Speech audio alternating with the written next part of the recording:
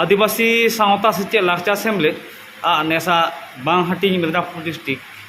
सेरमा पुरो मिदुन हाड़ा गोटा कना नारायणगढ़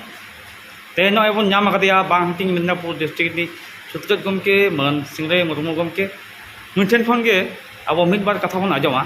गमके जोहार गे जोहार नेसा जहां सेरमा पुरो मिदुन दो ओकारे गोटा कना आ तीसो नेसा आदिवासी सावता सेचे लाकचार सेमलेद बांग हाटिंग मिदनापुर जिला सेमलेद ना जहां सेरमा पुरो मिदुन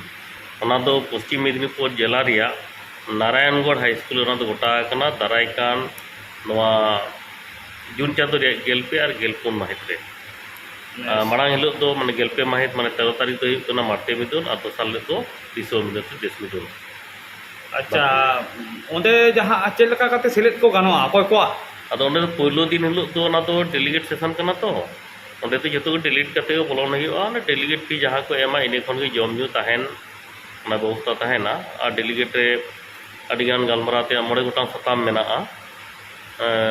सांगठनिक कथा को मेना ऑलचिकी रे पासना कथा को मेना अबना आरिचाली कथा को मेना कीर्तन गलमाराव तहना और दोसार तो ओपेन सेशन मैंने तिकिन बेला से ओपेन सेशन एहबा विश्व गलमाराव हुआ अब जिला मिदुन तो दमे सांगे को जरा उनका तो बांग कना तो निये जिला रेन गे तो नेता को तहन सुर सुपर जहाँ जिला को तहन को हिजू गया मिदबार एकाल बाको हिजू बांग पेड़ा को नेता को तहन पेड़ा ओंडे जहाँ लोकल जहाँ एमएलए कनाय उनी दो रमा प्रसाद गिरी उनी मेनाया साथे केसियाड़ी जहाँ एमएलए नवा एमएलए भद्र हेम्ब्रम नयागरन एमएलए अमी किस्कू और नोडे बिरपुनी एमएलए प्रणब टुडू को जो हाँ लई हुई उनको हिजू मेते कथा को एम करा।